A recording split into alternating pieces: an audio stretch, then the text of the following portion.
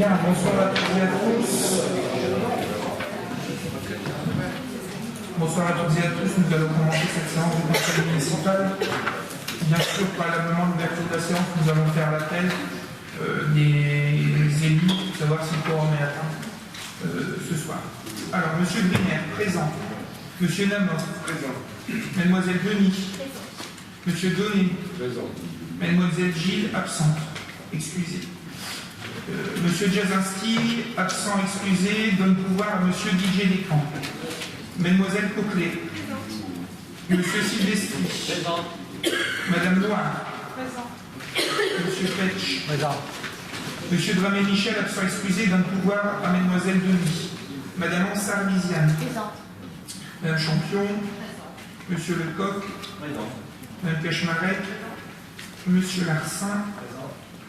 Madame Lornier. Présent. Madame Deleuve. Monsieur Ducrot. Oui. Madame Cluse. Présent. Madame Legrand. Présent. Monsieur Descamps. Présent. Madame Mazier. Présent. Madame Dubocage. Présent. Monsieur Marc Place, absent excusé, donne pouvoir à Monsieur Joël Gaillet. Madame Guise Blanc. Monsieur Joël Gaillet. Ouais. Et Monsieur Kolebaki. Présent. Madame Dubois-Jacqueline, absente excusée, donne pouvoir à Monsieur Griner. Le quorum étant atteint, nous allons commencer lors du jour de ce conseil municipal avec en premier point l'approbation des procès-verbaux des conseils municipaux du 28 août et du 30 octobre. Comme ça, nous n'avons plus de retard. Nous sommes un jour dans les... On avait pris un conseil de retard, alors on en a fait deux. Comme ça, on est tranquille. Y a-t-il des remarques particulières à ce sujet? Pas de remarques particulières? Parce qu'il y avait un conseil municipal où on n'avait pas voté l'approbation du conseil précédent, donc forcément on a pris un retard dans l'ordre, puisqu'à chaque fois généralement on vote le PV du conseil avant et une fois on en a sauté un, donc voilà, simplement. S'il n'y a pas de remarques particulières, nous pouvons dire qu'il est approuvé à l'unanimité. Je vous remercie. Le point suivant, il s'agit des rectifications des décisions du maire. Alors globalement, il s'agit d'une attribution de marché avec le relais des Moulineaux situé à Courville-sur-Escaut, représenté par M. Éric Pauvin, dans le cadre du banquet des anciens, pour donc le prix par personne d'aéroport était de 23 € TTC. Il y a 357 personnes, donc on a un prix TTC de 8 211 €. Bon, remarque particulière. Le point suivant, il s'agit d'un marché conclu avec la société SNEF de Valenciennes, représenté par M. Luc Forger, directeur, qui est situé au parc d'activité Aérodrome Est à la Sentinelle, pour la pose, la dépose, le stockage des illuminations, motifs, guirlandes, rideaux lumineux, à l'occasion des fêtes de fin d'année. Il y a à peu près 140 motifs sur la commune, même un peu plus. On a une prestation qui s'élève, donc c'est une triennale, on a une prestation de 27 472,57 € TTC. Voilà. Des remarques particulières aussi.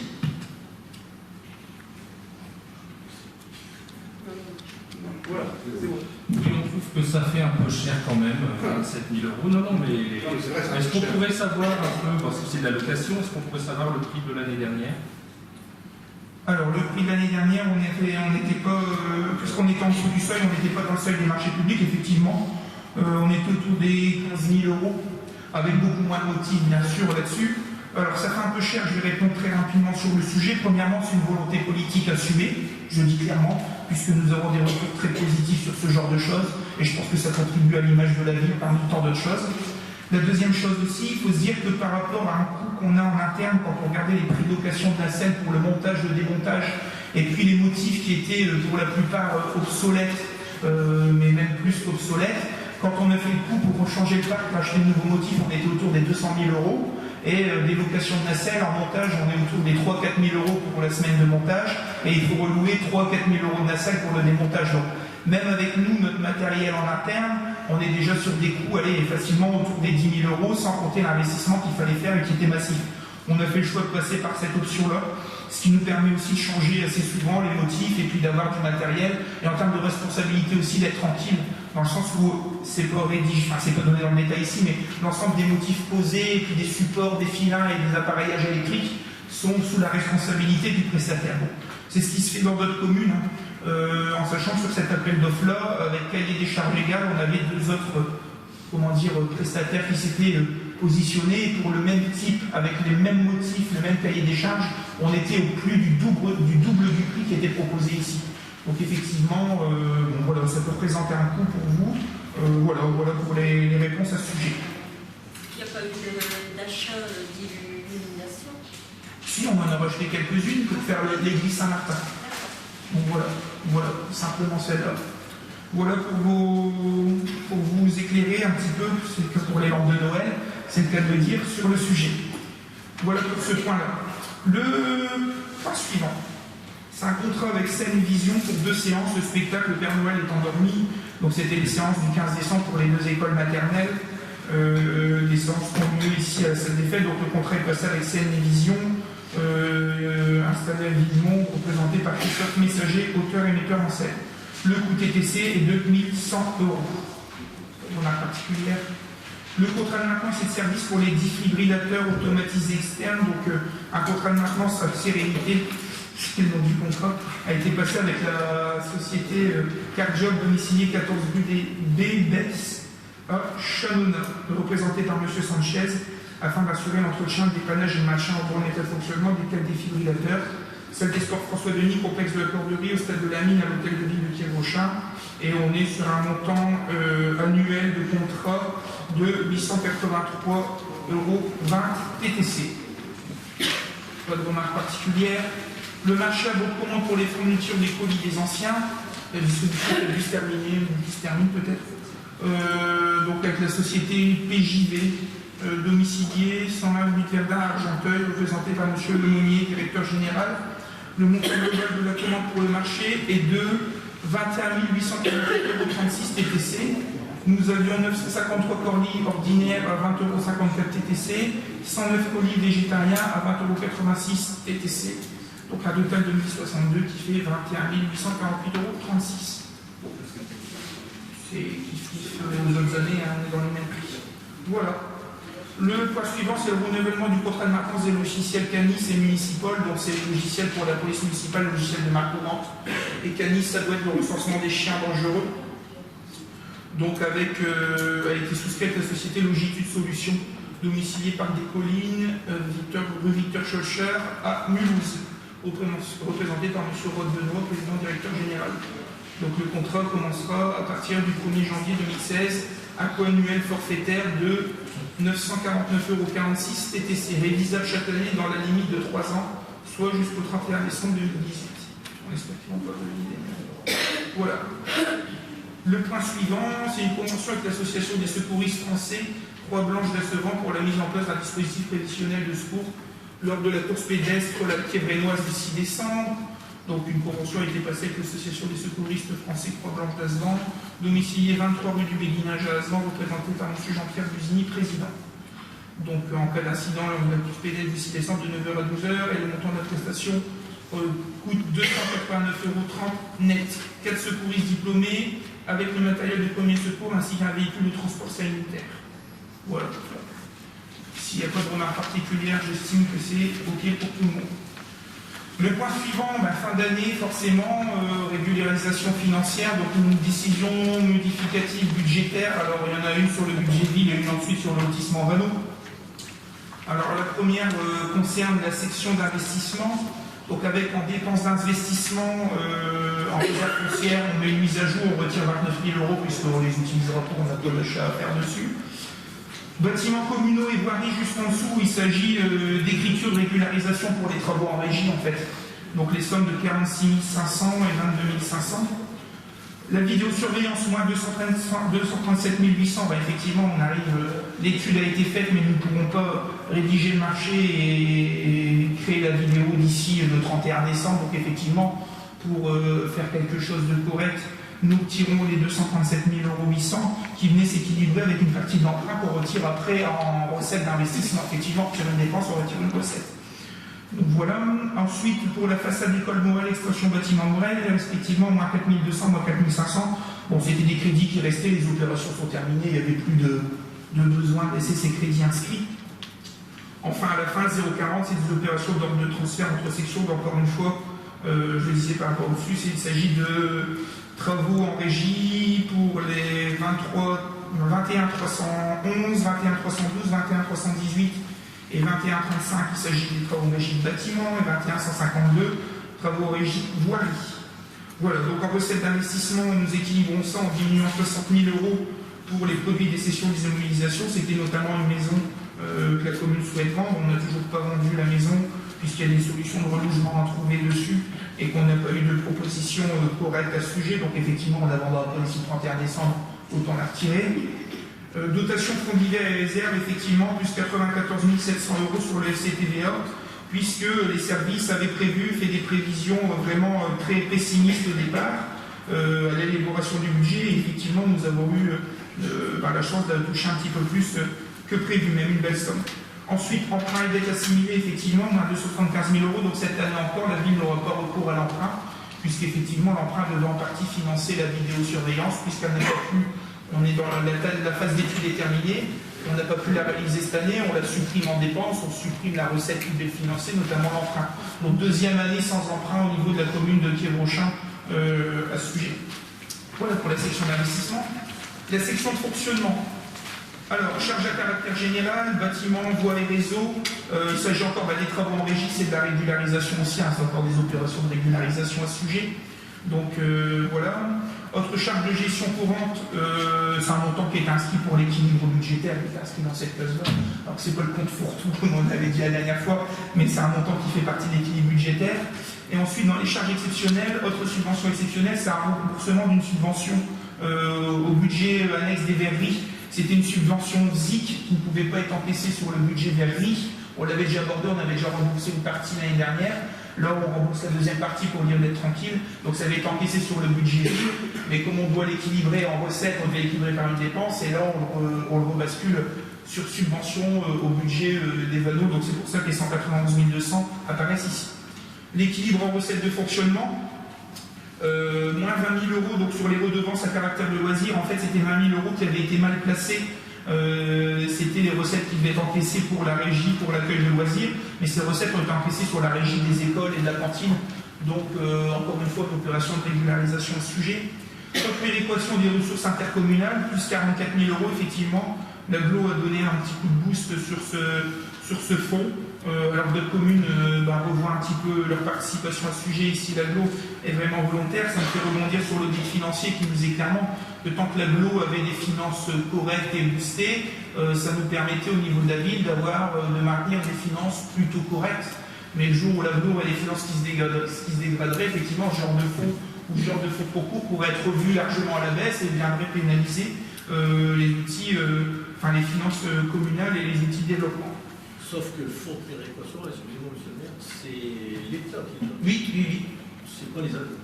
Oui. Là-dessus. Dotation, subvention, participation.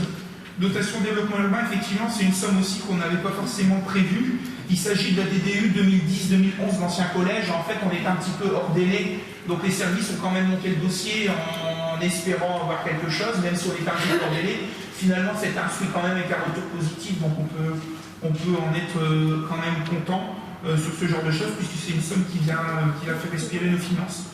Enfin, même chose, les opérations d'ordre de transfert, donc l'immobilisation corporelle, c'est l'ensemble des travaux en régie qu'on appelle pour 59 200 € sur nos bâtiments qui viennent valoriser nos bâtiments. Voilà sur les informations générales. Je ne sais pas s'il y a des questions particulières. Les services sont aussi à votre disposition s'il y a vraiment des questions très techniques à ce sujet. Bon voilà, fin d'année, comme beaucoup de communes, on réajuste un petit peu les comptes à ce sujet. Voilà.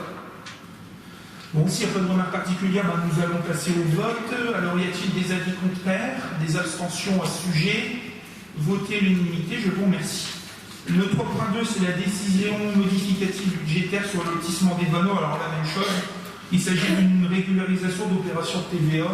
Donc, dépenses de fonctionnement, on retire 500 € dans le 011 pour rajouter 500 € dans le 65. C'est de la régularisation suite à des questions de TVA. Donc, voilà. Rien de bien méchant à ce sujet. S'il n'y a pas de questions, pas de remarques particulières, alors on passe au vote. Avis contraire, abstention, votez à l'unanimité, je vous remercie. Le point suivant, effectivement, il s'agit des travaux en régie.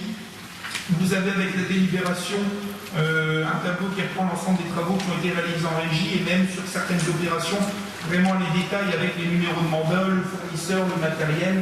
Alors dans les travaux en régie, de manière générale, il y a eu des travaux stade de la mine pour les vestiaires, les travaux des locaux du Quénois, 216, travaux création, espace détente et sanitaire, ça François Denis, c'est le petit bar qui est à l'entrée avec les meubles pour que les associations puissent faire leur petite clubhouse. Les travaux supplémentaires en régie à l'église Saint-Martin, c'est des petites choses qu'il a fallu terminer. Travaux de rénovation, 31 000 d'hôtellerie. Donc voilà un petit peu dans le détail, il en reste encore quelques-uns, mais voilà pour les plus importants. Donc voilà ce sujet-là, il est demandé d'approuver les travaux en régie, d'approuver les tarifs productifs de ces travaux joints en annexe. Des remarques particulières? Non, c'est bon. Simplement, on apprécie qu'on utilise les compétences de nos agents, qui n'ont pas toujours besoin de coups de pied aux fesses pour travailler. Effectivement, ils n'ont pas toujours besoin de coups de pied aux fesses pour travailler. On peut s'en féliciter. D'ailleurs, ils travaillent très bien tout le long de l'année. Et effectivement, il faut se dire qu'ils ont travaillé de manière extraordinaire sur le marché de Noël. Ils font un travail compliqué ici ces dernières semaines avec la perte de leur outil de travail. Bon, c'est pas l'heure du jour, mais merci pour eux, pour votre remarque. Voilà, merci bien. On va passer au vote. Y a-t-il des abstentions? Des avis contraires? Votez à l'unité, je vous remercie. Le point suivant, c'est aussi une délibération qui est coutume en cette fin d'année. Il s'agit de l'indemnité de conseil au receveur municipal, donc notre receveur municipal qui est Christian Blotio, qui est à la trésorerie de Valenciennes, chargé des fonctions de receveur municipal, et qui sollicite l'attribution de cette indemnité de conseil. Donc au titre de l'année 2015, il s'agit d'une indemnité de 1 262,83 € brut. Pas de remarque particulière? Quand même. On est surpris de voir que vous votiez une indemnité de conseil au receveur. C'est vrai que ça se fait tous les ans. Les communes font appel au receveur pour nous donner des conseils. Et on est un peu surpris que malgré tout, il n'en a pas donné lors de l'explication de l'audit. Vous avez préféré faire appel à un service privé plutôt que de faire appel au service de l'État et au service public des finances. Pour cet audit, il faut savoir que le receveur est en capacité de vous fournir chaque année une analyse financière exhaustive des finances de la commune, puisqu'il a contrôle chaque année, notamment au niveau du vote du compte administratif, puisqu'on lui donne aussi une sorte de quitus. Donc je suis un peu surpris qu'on ait dépensé de l'argent pour un audit, alors que M. Blotio aurait pu nous faire ce travail. Et puis, je voudrais savoir si M. Blotio a été associé de près ou de loin à ce travail et s'il avait été invité à la production de cet audit en novembre dernier. Parce que je trouvais un peu bizarre que le receveur ne soit pas présent alors de notre engagement. Mais je voudrais savoir s'il avait été effectivement invité, pour pas qu'il ne soit frustré. À l'ensemble de vos questions, M. Blotio a été associé avec le cabinet d'audit sur le travail complet, sur ce genre de choses. Il a même répondu à un certain nombre de remarques au cabinet et a apporté un certain nombre aussi de précisions au cabinet d'audit. Et il avait été invité effectivement à venir être présent ce soir-là, le soir de la réunion. Malheureusement, il n'a pas pu être parmi nous. Comme l'année dernière, il s'est excusé puisqu'il était invité au niveau de la municipalité. Donc voilà, mais il a travaillé activement aussi et il a été fortement sollicité par le cabinet qui a fait l'audit financier à ce sujet pour apporter des fois des précisions sur un certain nombre de choses. Où il y avait des questions, où il y avait besoin de précision sur les méthodes ou sur les petites questions qui pouvaient être données. Mais bon, voilà. Vous pouvez fournir un document. Pourquoi vous avez choisi de faire une audit par... Parce que les habitants nous ont choisi, qu'on s'est engagé sur un programme, ça faisait partie de notre programme. Okay, voilà, j'irai pas plus loin. Alors, on va passer au vote. Y a-t-il des avis contraires? Des abstentions? Votez l'unanimité, je vous remercie. Le point suivant, fin d'année aussi, subvention CCAS, subvention d'équilibre, comme d'habitude, autour des 58 000 € à ce sujet. Donc voilà, je ne sais pas s'il y a des remarques particulières. C'est le CCAS qui a fait son goûter de fin d'année cet après-midi, qui s'est très bien passé. Félicitations aux élus présents, et puis à Marie-Isabelle Loire et aux agents qui ont travaillé sur ce goûter. Des remarques particulières? Non, c'était simplement pour savoir éventuellement si c'était un complément budgétaire par rapport aux banquiers, ou si c'est... Parce que comme, bon... L'opposition maintenant n'est plus représentée puisque Mme Dubois a quitté notre groupe, donc on souhaiterait savoir éventuellement si l'opposition pourrait à nouveau représenter au sein du CCAS. Il y a eu un certain nombre d'élections, vous avez envoyé vos délégués ont été élus à ce moment-là, donc je ne vois pas pourquoi on ferait une élection. À moins que Mme Dubois nous signifie sa démission et qu'effectivement, dans un respect de la parité, un siège vacant obligerait la ville à revoir, à demander, à solliciter un représentant du groupe, j'aime pas dire opposition, mais minoritaire à ce sujet. Là-dessus, maintenant, cela dépend de son bon vouloir de démissionner de ce type de commission. Bon. De se manifester à ce sujet. Non, sinon là-dessus, c'est pas par rapport, c'est pas par rapport aux banquiers ou ce genre de choses, c'est quelque chose qu'on met d'habitude. Un tout petit peu d'augmentation, je crois, de 1 000 € par rapport à l'année dernière. Bon, c'est des petites choses qui touchent l'inflation ou des petites choses comme celle-là, quoi. Mais voilà pour l'information à ce sujet. Très bien. Sauf à dire, monsieur le maire, qu'il faut savoir faire de nécessité et vertu. Je crois savoir que Madame Dubois a démissionné du groupe d'opposition. Oui. Donc, si elle a démissionné du groupe d'opposition, de fait, il faut savoir faire de nécessité une vertu. On n'a plus de représentant. Oui, sauf que ce que vous me dites là, c'est la pratique, et tout le monde sait qu'il y a la loi et il y a la pratique de la loi. Je ne vais pas faire un cours de droit administratif ici, mais si on regarde bien le Code général des collectivités territoriales, sans vouloir aller dans le détail, Madame Dubois, même si elle a quitté votre groupe, a été issue de votre liste, qui a été élue à une représentation proportionnelle, donc elle reste administrativement et légalement, même si elle ne fait pas partie de votre groupe, mais une représentante issue de votre groupe, donc issue d'un groupe minoritaire. Effectivement, vous ne travaillez plus ensemble sur ce sujet-là, je peux le comprendre, je pense que ça peut être embêtant là-dessus, mais je pense une chose, c'est que, à part le fait que Mme Dubois puisse nous faire un courrier en disant voilà, je démissionne de mon poste d'élu de cette commission, ou mon poste d'élu de manière générale, ce qui fera avancer un poste d'élu chez vous, à ce sujet où, si elle veut rester conseillère municipale, elle peut faire partie du CCAS, hormis un courrier de sa part demandant démission, rien ne nous oblige aujourd'hui et nous permet de pouvoir réinsérer un élu issu de la minorité. On le regrette, bien sûr, hein, vous comprenez bien. Bon, voilà, ces discussions doivent avoir lieu dans ce genre de choses au sein du centre communal d'action sociale. Voilà. Elle ne représente pas. Elle représente une minorité. Vous dites vous-même qu'elle a quitté notre groupe. Notre groupe n'est pas représenté au sein du CCAS. Écoutez, je crois que pourtant on a une bonne sonorisation, vous ne devez pas comprendre ce que je dis depuis tout à l'heure. C'est pas une question de groupe, c'est une question d'élection, des résultats qui ont suivi des élections. Elle était sur votre liste est arrivée minoritaire, elle fait plus partie de votre groupe aujourd'hui, c'est pas une représentation en termes de groupe. Donc voilà. Bon, allez, de toute façon, je pense que c'est pas l'ordre du jour. On va passer sur le... Ah, mais je regrette vraiment, vous savez, on peut avoir des discussions des fois vraiment là-dessus. Bon, c'est tout. Les aléas font que la vie publique, font qu'on en arrive là aujourd'hui. Donc voilà. Allez, je soumets au vote pour cette subvention. Y a-t-il des avis contraires? Des abstentions? Votez à l'unanimité, je vous remercie. Le point suivant, il s'agit d'une subvention, effectivement, la subvention à l'association des parents d'élèves du collège qui a été réétudiée. Effectivement, il y avait une subvention à hauteur de 600 € qui avait été sollicitée. Le collège, alors, comment ça fonctionne aujourd'hui? La ville de Quiévrochin va mettre 300 € et en sachant que la ville de Crépin, elle, intervient non pas de manière financière, mais avec un coup de pouce lorsqu'il y a besoin d'un transport avec l'autocar de la ville à ce sujet-là. Donc voilà un petit peu de la répartition qui est faite entre la ville de Quiévrochin et la ville de Crépin.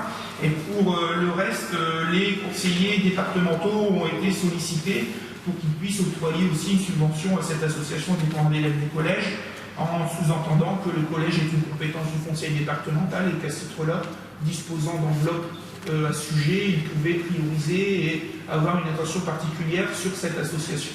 Voilà pour les informations à ce sujet. Pas de remarques particulières. On avait dit qu'il fallait partager avec Donc c'est pour ça. Enfin, c'est un peu comme dans le cadre du contrat de ville où à un moment j'étais arrivé, on m'a dit non, mais Crépin en fait comme Crépin dispose d'un cadre, il apportait généralement plus des contributions en nature, alors que la ville de Crépin ne disposant pas de ce type d'équipement, apportait des contributions plutôt financières. Donc bon, il y a un consensus sur ce sujet et c'est très bien. Voilà, alors on passe au vote. Y a-t-il des avis contraires, des abstentions? Votez à l'unanimité, je vous remercie. Le point suivant, il s'agit du renouvellement du CEJ 2015-2018. Bon, Donc vous avez un document très exhaustif qui est le plus épais de ce conseil municipal. Effectivement, s'il y a des questions particulières, je laisserai Didier Monnier peut-être faire en tant qu'agent de développement local et cheville ouvrière et technicien vraiment très pointu sur ce sujet, faire une présentation ou faire, répondre à vos questions à ce sujet, en sachant qu'effectivement, au niveau du CEJ, un certain nombre d'actions existantes ont été maintenues et un certain nombre d'actions nouvelles ont été inscrites à ce sujet. Donc, dans l'existant, peut-être très rapidement, alors j'ai pas de tableau récapitulatif parce que j'ai des fiches au fur et à mesure. Voilà. Dans les actions existantes. Allons-y. Donc, renouveler dans ce nouveau CEJ. La première action renouvelée. Il s'agit de la fiche projet accueil de loisirs sans hébergement extrascolaire. Donc, la ville est pilote et le gestionnaire est l'association de maisons de quartier Amica Regan. Voilà pour cette première fiche. La deuxième fiche s'agit d'accueil de loisirs sans hébergement extrascolaire. Encore une fois, avec le centre. Je crois que c'est même trompé, je crois qu'on a mis la même alors qu'on avait une qui devait être changée. Non, c'est pas la même. Donc toujours avec le centre social Amica Regan. La troisième, c'est les accueils de loisirs sans hébergement périscolaire, donc toujours avec l'association Maison de quartier Amica Regan. La suivante, c'est accueil de loisirs sans hébergement, c'était ce qu'on appelait accueil spécifique avant dans les contrats en libre, dans les premiers contrats. Donc ça, c'est avec Alliance. C'est du renouvellement de l'existant. La numéro 5, c'est lieu d'accueil enfants parents à l'AEP avec l'association à la porte ouverte. Voilà. La fiche projet suivante, c'est toujours avec l'association à la porte ouverte, contrat enfant-jeunesse et le multi-accueil. Le point suivant, le numéro 7, c'est toujours la fiche projet contrat enfant-jeunesse pour la ludothèque avec l'association à la porte ouverte. L'accueil de loisirs sans hébergement extrascolaire juillet-août. Alors pourquoi juillet-août? Parce qu'on est obligé de regrouper les deux. Alors juillet sera toujours piloté par la ville, août sera peut-être délégué à une association, enfin en tout cas de quoi la volonté de récupérer sur mi-août, mais comme ça fait partie de la même fiche, on est obligé de mettre la même fiche. Donc voilà pour celui-là, à ce sujet-là. Et la fiche projet numéro 9, c'est la fonction de coordination, donc sur le poste de Didier Monnier en tant que coordinateur du CEJ, donc ville de Thiers-Rochin. Et la fonction, donc là c'est sur le volet enfance. Sur le volet jeunesse, toujours la fonction de coordination par l'hégémonie en fiche numéro 10.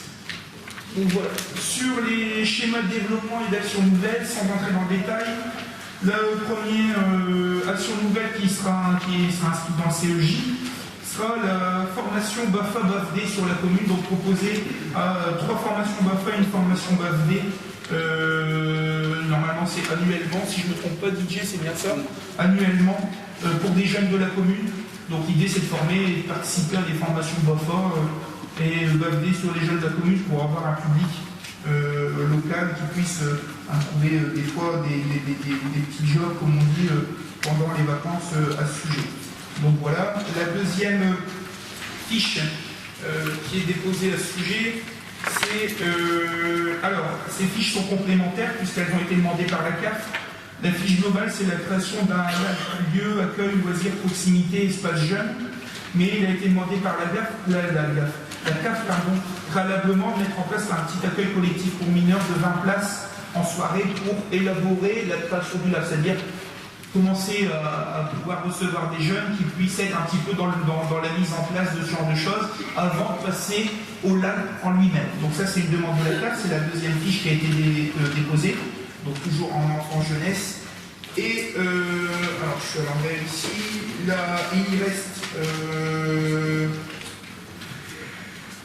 il reste une fiche, c'est qui va ensemble aussi, c'est l'EAJE intercommunal Îlot-Marmot et qui va en même temps que le RAN intercommunal. Donc celles-là vont ensemble aussi. Là c'est dans le volet enfance. Donc voilà, je ne sais pas s'il y a besoin de questions, des précisions, peut-être DJ Monnier rapidement qui pourra peut-être présenter, je le laisserai présenter. Il y a une question de M. Gaillard. J'ai 2 questions. La première question, elle concerne la porte ouverte. Oui. Je vois que vous reportez à peu près les mêmes subventions. Pourtant, vous mettez 18 654 € de charges supplétives.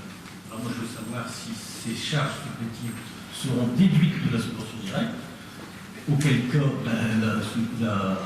l'association devra fonctionner avec 20 000 euros de moins. La deuxième question concerne le centre de juillet. Vous nous aviez promis, monsieur le maire, que vous allez faire des économies et que nous aurions un centre aéré de qualité. Sur le deuxième point, je ne juge pas, puisque nous n'avons pas été destinataires du bilan pédagogique et financier, alors que c'est un centre communal. Donc les conseillers municipaux sont à même de juger des actions que nous menons. Concernant le centre de juillet 2015, il a concerné 123 enfants présents, puisqu'on prend la prestation que donne la CAF, on le divise par le nombre de prix journaliers en un nombre d'enfants. Donc on a 123 enfants. Vous donnez une subvention de 74 208 euros. L'année précédente, pour 224 enfants, vous donnez 33 500 euros. En guise d'économie, vous avez donné 221% d'augmentation sur la subvention et le coût journalier a augmenté de 400. Le coût du séjour par enfant a augmenté de 404%. 149 enfants en juillet 2014, 149 euros par enfant, excusez-moi, et 603 euros en 2015. Subvention 33 000, un an après, avec 2 fois moins d'enfants, elle est plus que doublée. Voilà mes 2 questions. Merci pour vos questions, monsieur Gaillet, à ce sujet. Je vais peut-être d'abord laisser Didier Monnier faire une présentation générale là-dessus, et puis je pense qu'il y a des éléments, peut-être surtout sur le montage financier porte ouverte et ACM, puisqu'il a suivi ça près, des réponses à vous donner de manière plus précise, puisqu'il s'agit quand même de techniques très précises. Voilà, Didier Monnier, c'est à vous. Celui-là. Bon, c'est rien, je vais porter un peu la... Allez, ils vont passer celui-là. Alors, je ne vais pas revenir sur les objectifs et la logique du CEJ. On avait déjà eu l'occasion d'en avoir des précisions à la précédente conseil municipal.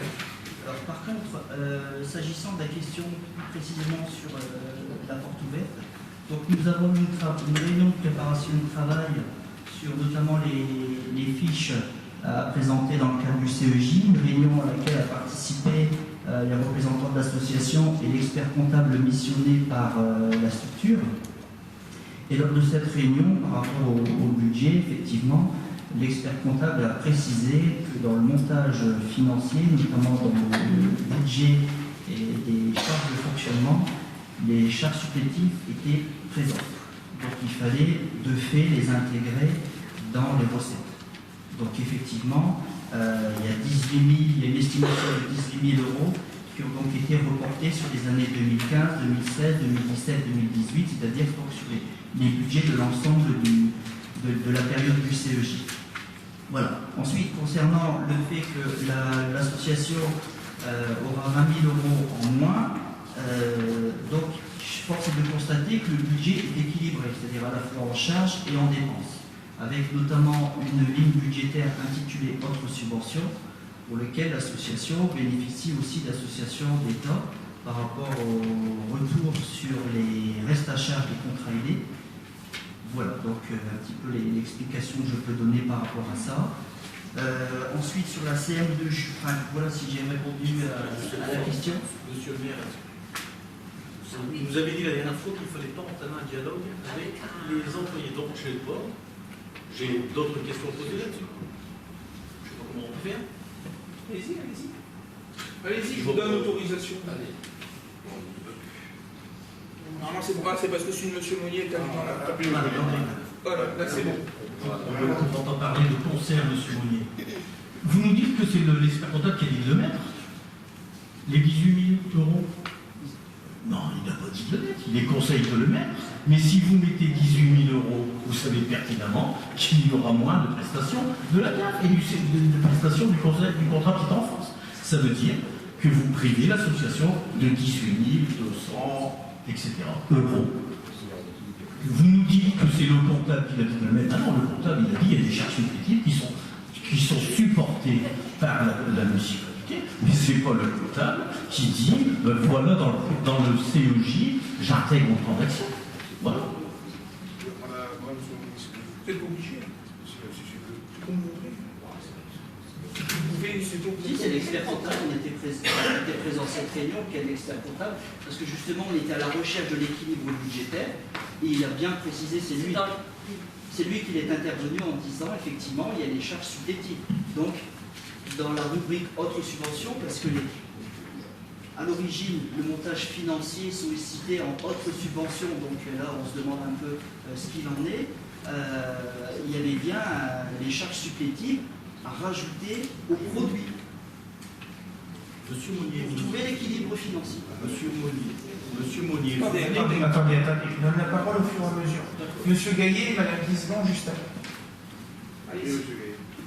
Monsieur Monnier, vous venez de nous dire à l'instant que les autres subventions étaient les contrats aidés, c'est-à-dire le CNASEA. En partie. En partie, non, en partie, en totalité. En partie, non, j'ai pas dit. Bon, c'est pas grave, en totalité, en partie, si vous voulez. Donc, ça veut dire que vous faites une projection sur les 5 années sur des contrats aidés qui n'existent plus, Monsieur Monnier. Donc, vous équilibrez un budget avec des subventions qui ne vont plus exister, étant entendu que, vu l'étroitesse du budget financier, on ne pourra pas, l'association ne pourra pas recruter le nouveau contrat aidé. Donc, il y a ce différentiel avec les charges supplétives, et deuxièmement, les autres charges qui sont de mémoire de l'ordre de 20 000 euros, si ma mémoire est bonne. Ouais, c'est ça. 18 560 euros. Donc ça fait 18 550 euros qui ne vont plus exister à l'avenir, plus les charges supplétives, ça fait 36 000 euros, Monsieur Monnier. Et vous nous bâtissez un peu. Attention, je vous dis que vous avez bien travaillé. C'est pas facile de faire le plan avec le CEJ en 5 années. Mais vous cherchez l'équilibre, c'est normal. Quand on fait un projet, on cherche toujours l'équilibre. Et bien vous cherchez l'équilibre avec des subventions qui n'existent pas. Donc ça va être difficile de travailler comme ça. Voilà, c'est mon avis. Maintenant, on n'est pas là pour débattre. Hein. On a entendu votre avis, Monsieur Pédu, je vous remercie de l'avoir donné. D'ailleurs, Madame Guisban. Oui, il faut fermer. C'est bon. C'est bon. Ça n'allume pas. Oui, ça y est. On a du volume. C'est bon. Oui, je crois comprendre ce que Monsieur Monnier essaie de faire comprendre, mais les charges supplétives, en mon sens, c'est la CAF qui souhaite que dans les budgets, j'ai le CEJ là sous les yeux, au regard de la tenue de la comptabilité, eh bien, chacun s'engage sur la tenue d'une comptabilité générale et d'une comptabilité analytique, distinguant chaque activité et valorisant les contributions à titre gratuit, c'est-à-dire les charges supplétives. Ça, la CAF a toujours demandé aux associations qui bénéficiaient de ce contrat CEJ de faire paraître dans les budgets les charges supplétives. C'était pour valoriser ce que la ville amenait à l'association. Mais dans le cadre du CEJ, la somme qui est nécessaire pour mener les actions, parce que je vous rappelle, Monsieur le maire, que les prestations, les PSEJ, elles sont calculées uniquement sur le coût de l'action avec des termes bien précis, des unités, des capacités, des nombres d'enfants, des heures de présence. La PSEJ ne sera pas calculée sur les charges supplétives. Les charges supplétives doivent apparaître dans le bilan analytique simplement pour valoriser l'effort que la ville fait pour les associations. C'est tout.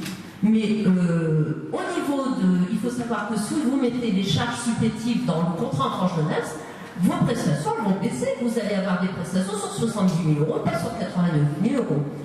Et il s'avère aussi que toutes les associations qui sont dans ce contrat bénéficient de charges supplétives. Pourquoi alors les faire apparaître uniquement à l'association à la porte ouverte? Parce que le centre social de mémoire, il y a plus de 50 000 euros de charges supplétives. Pourquoi ça n'apparaît pas là? Si DJ Moni peut-être a une réponse là-dessus, allez-y. Alors, par rapport aux charges supplétives. Donc, je vais prendre l'exemple du centre social.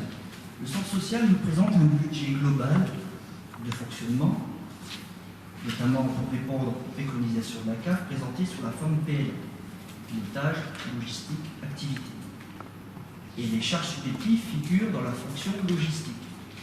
Donc, n'apparaissent pas dans les fiches activités du CEJ.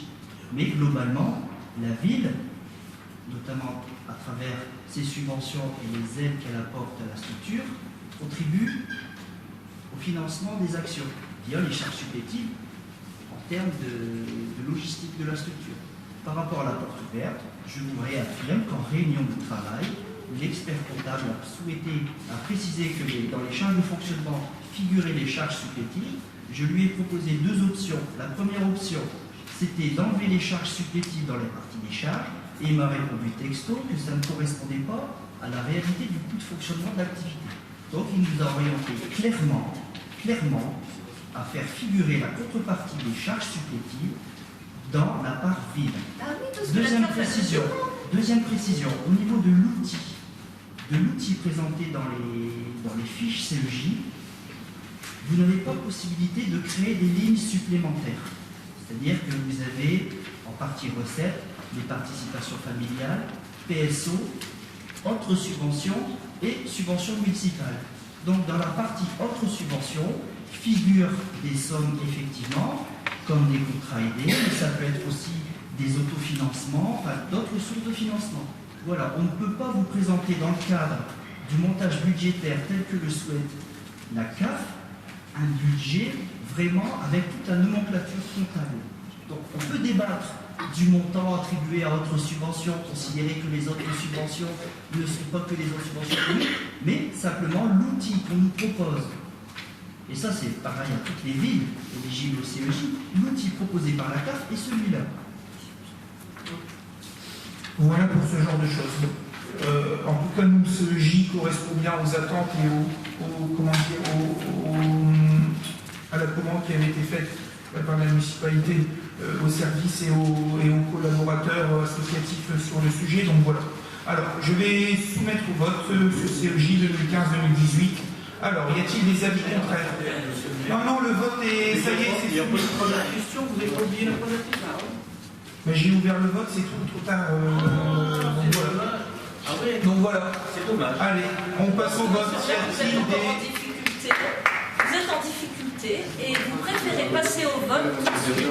Merci Madame Guisgan, ne vous inquiétez pas, je ne vais pas perdre vos leçons. Merci à vous. Il faut demander la parole. Il ne faut pas s'énerver. On sait que les personnes qui sont en face de nous ont maîtrisé pendant d'années les dossiers d'une main de maître. On a vu le résultat en 2014. Allez, c'est parti pour le vote. Y a-t-il des avis contraires? Des abstentions? Des avis contraires? On a vu la politique au niveau des illuminations, on aurait bien aimé avoir... Madame Guisgan, premier avertissement, le vote est ouvert. Appelez votre police municipale comme vous avez déjà fait pour me mettre dehors, hein, comme vous l'avez fait en mairie. Bien sûr, très facile. Évidemment. Allez.